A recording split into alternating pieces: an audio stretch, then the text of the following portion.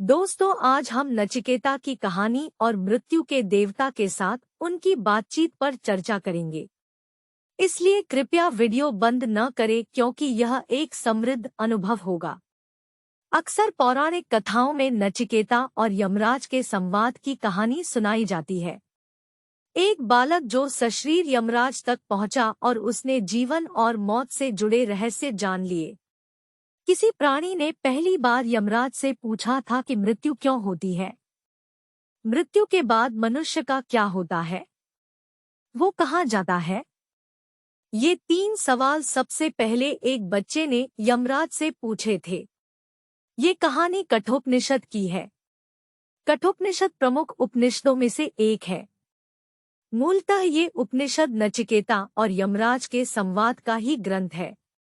वाजश्रवा नाम के ऋषि की संतान थे नचिकेता। वाजश्रवा ने एक यज्ञ का आयोजन किया। यज्ञ की समाप्ति पर वो ब्राह्मणों और जरूरतमंदों को दान दे रहे थे। छोटे बालक नचिकेता ने उनसे पूछा, आप दान क्यों दे रहे हैं? वाजश्रवा ने कहा, मैंने संकल्प लिया है, अपने स्वामित्व वाली सारी चीजें दान कर दूंगा। नचिकेता ने फिर पूछा, पुत्र होने के नाते मुझ पर भी आपका स्वामित्व है, मुझे किसको दान करेंगे? वाजश्रवा अपने काम में व्यस्त थे, उन्होंने ध्यान नहीं दिया। नचिकेता ने फिर वही सवाल दोहराया। वाजश्रवा ने फिर भी ध्यान नहीं दिया। जब बार बार नचिकेता एक ही सवाल पूछ रहे थे तो वाजश्रवा ने गुस्से में कहा, मैं तुझे यमराज को दान देता हूँ। नचिकेता पिता की आज्ञा मानते हुए यमलोक की ओर चल दिए। लेकिन उसकी आयु पूरी नहीं हुई थी, सो यमदूतों ने उसकी ओर ध्यान नहीं दिया। यम के द्वार पर नचिकेता 3 दिन भूखे प्यासे बैठे रहे।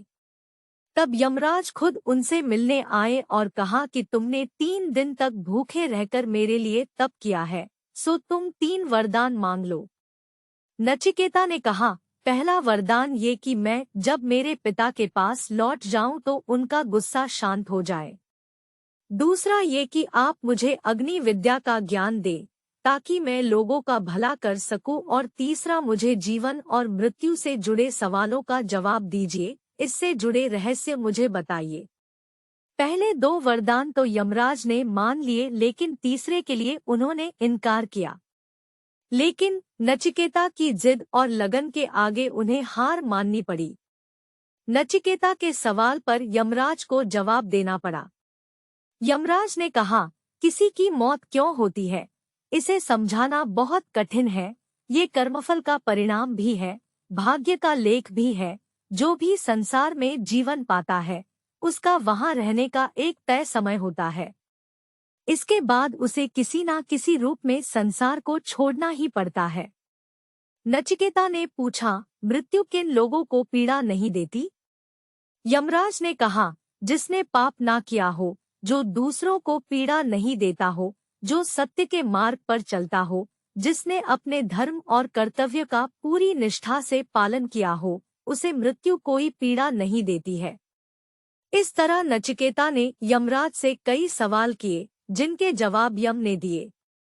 इसी संवाद पर कठोपनिषद की रचना की गई है। महर्षि कठ ने इसे लिखा है। अगर आपको वीडियो पसंद आया तो कृपया लाइक करें, हमारे चैनल को शेयर और सब्सक्राइब करें।